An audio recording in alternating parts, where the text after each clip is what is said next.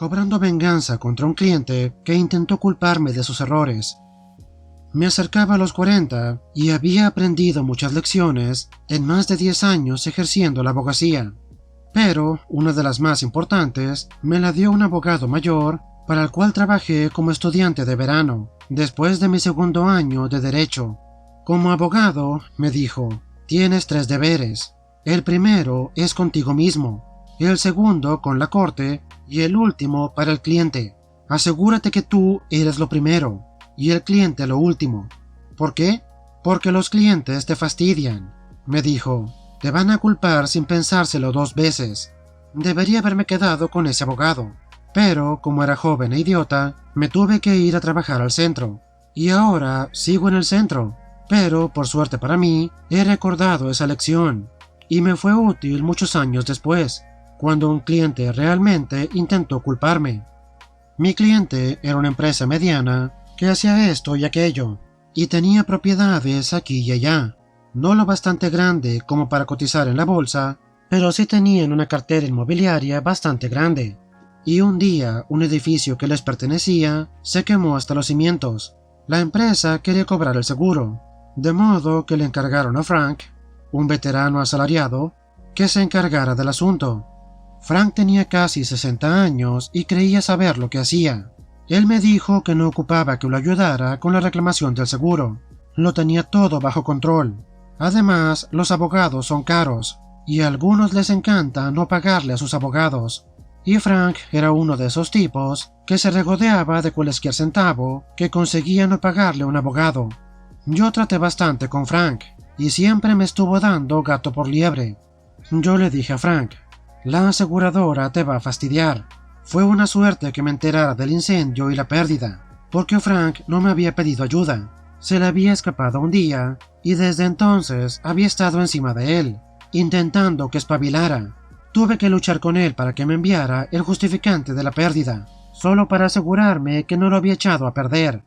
Frank metía mucho la pata, y a veces me preguntaba cómo tenía trabajo, pero la prueba de pérdida estaba bien, por lo menos, así que era algo menos de qué preocuparme. La aseguradora te va a fastidiar. Eso no lo sabes. Me di cuenta de que él solo quería que colgara el teléfono. A mí me pagan para saber cuando las aseguradoras están intentando fastidiar a mis clientes. Le dije, y la aseguradora quiere fastidiarte a ti.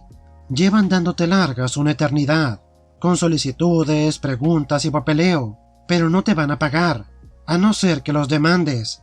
Pero Frank me dijo que sabía lo que hacía, que tenía todo bajo control.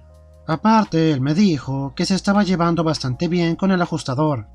El periodo de limitación expira en 2 semanas, le dije, y una vez que esas 2 semanas hayan pasado, va a ser demasiado tarde para demandar. En el momento en que el plazo expire, van a dejar de contestar tus llamadas.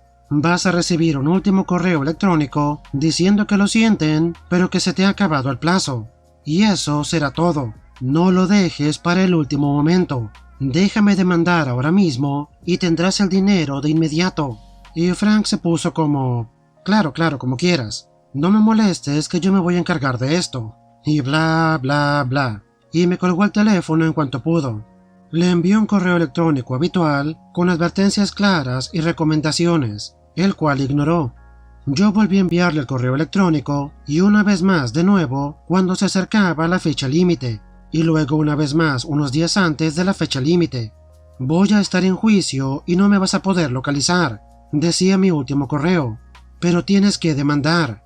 Tienes a más bufetes de abogados en la lista, así que escoge uno y demanda.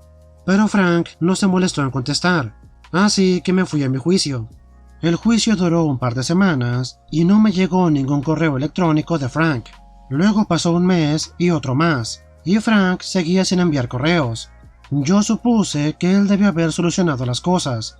Me dije, tal vez, después de todo, Frank tenía razón.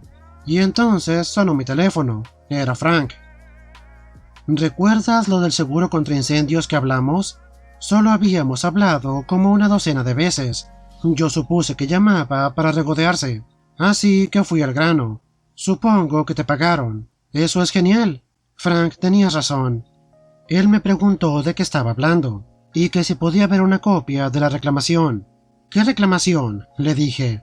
La reclamación contra la aseguradora. Ya sabes, esa reclamación.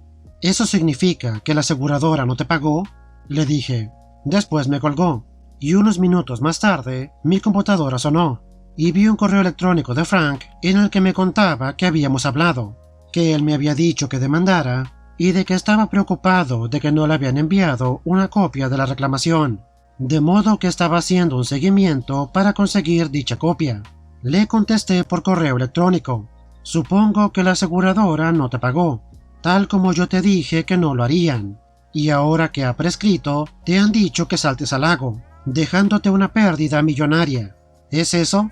Había cometido un error al no pasar por encima de Frank e ir directamente con sus jefes, pero de haber pasado encima de él, nunca habría recibido otro expediente suyo, así que no lo hice. Pero eso era antes y esto es ahora, de modo que le mandé un correo al jefe de Frank y al jefe de su jefe, además de a Bill, el abogado interno del cliente. Bill contestó a mi correo de inmediato y ese mismo día me llamó. Frank metió la pata. Me dijo: «Lo sabemos, es un idiota. Entonces, ¿ahora qué hacemos? ¿De modo que sus excusas no funcionaron?» «Nope». Bill me explicó que habían llamado a Frank a la sala de juntas, pero su historia no cuadraba, especialmente tomando en cuenta las advertencias que le había hecho. Además, si él me hubiera dicho que demandara, no habría tenido que seguir enviando correos electrónicos a la aseguradora. La compañía sabía que Frank los había engañado. «Así que, ¿entonces eso es todo?», dijo Bill. «¿Acabamos de perder unos cuantos millones de dólares?» «No pasa nada», les dije, explicándoles que al darme cuenta de que Frank lo iba a echar a perder, presenté una reclamación en contra de la aseguradora. Como antes había hecho que Frank me enviara pruebas de la pérdida, tenía suficiente información para poder demandar, y de esta manera conservar la cláusula de acción. No era una gran reclamación, y le faltaban detalles, pero era suficiente. «¿Demandaste sin instrucciones?», me dijo Bill. «Se supone que los abogados no pueden demandar sin instrucciones, porque, si lo haces, eres personalmente responsable de los costes que incurra la otra parte. Es un gran problema demandar sin instrucciones».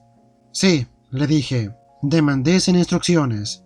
Saqué una copia de la demanda y se la mandé por correo electrónico mientras hablábamos. «Es un poco tosca», le dije, «pero podemos enmendarla».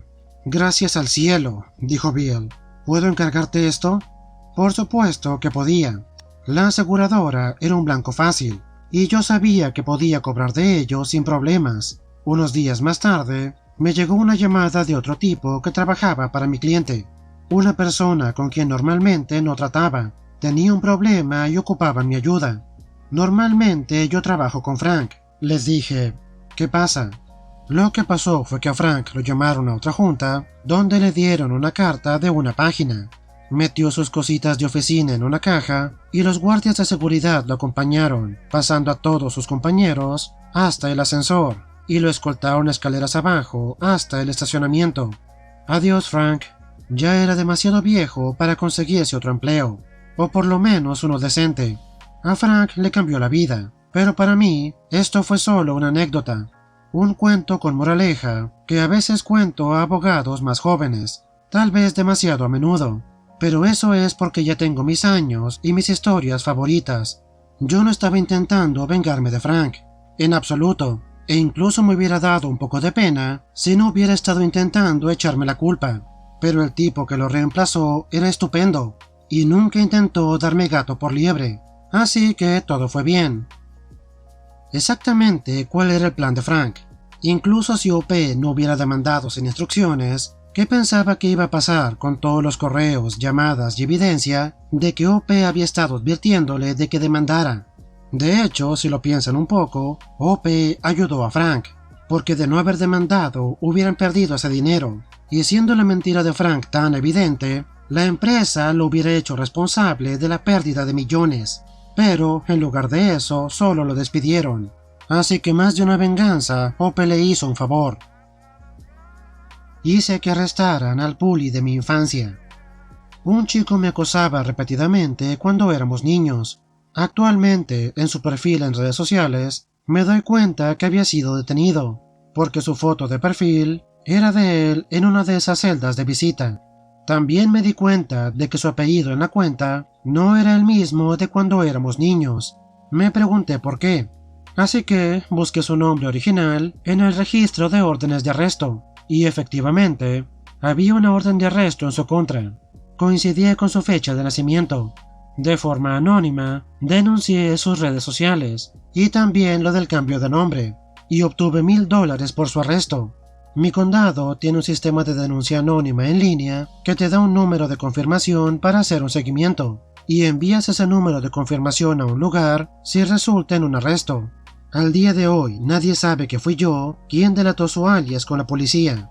Supongo que se puede decir que su deuda está saldada.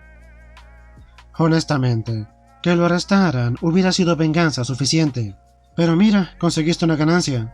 Creo que aunque no te hubiera hecho nada, a menos que sean amigos, la mayoría del mundo lo hubiera entregado. El postre que un ladrón de almuerzos se merece.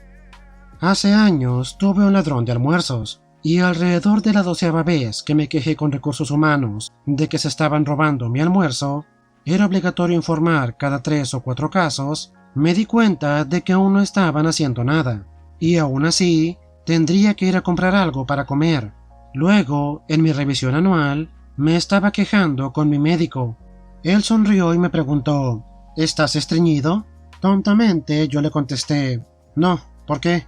Él me recetó un laxante con las instrucciones de mezclarlo con mi comida para conseguir el máximo efecto. En ese momento me di cuenta del plan. Me gustaría poder decir que el ladrón se ensució los pantalones, pero no. Se comieron mi sándwich con salsa especial de aguacate. Alrededor de 1 hora después de comer, fui a Recursos Humanos e informé de 2 cosas. La primera, me habían vuelto a robar la comida. Y segunda, esta vez también me habían robado la medicación. Y Recursos Humanos me dijo, entonces, ¿te han vuelto a robar el almuerzo y tus medicamentos estaban en la bolsa? Y yo les dije, sí, he tenido algunos problemas digestivos y mi médico me recetó laxantes. También me aconsejó que lo mezclara con mi comida de mediodía. Al de Recursos Humanos se le puso la cara blanca. ¿Tú hiciste qué? Y yo, sonriendo, les dije, mezclé un laxante con mi comida por órdenes de mi médico. Como robar medicamentos recetados es un delito, se involucró a la policía y encontraron a un jefe de otro departamento dejándose la vida en el baño. Él estaba furioso y me acusó de haber envenenado su comida. Yo le pregunté, ¿en qué momento se te ocurrió que la comida era para ti? Yo seguí. Además, ahora ya no tengo la medicación que me prescribieron para mi condición. Fue entonces cuando se dio cuenta que lo había echado a perder, y se cayó la boca hasta que pudo conseguirse un abogado. O eso me contaron. Es una ciudad pequeña. Uno de mis compañeros de preparatoria ocupó su puesto, y ahora puedo hacer y comerme mis propios sándwiches. No tengo ni idea de a dónde fue a parar el ladrón de comida, después de pagar las multas y servicios comunitarios.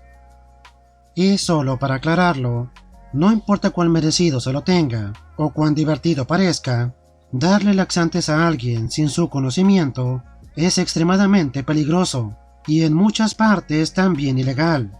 Ope zafó solo porque los laxantes fueron prescritos por su médico, el cual, entre comillas, no podía saber que le iban a robar la comida a Ope. Ope, a la otra, mejor estornuda en la comida, aunque no sé si eso cuenta como un ataque bacteriológico.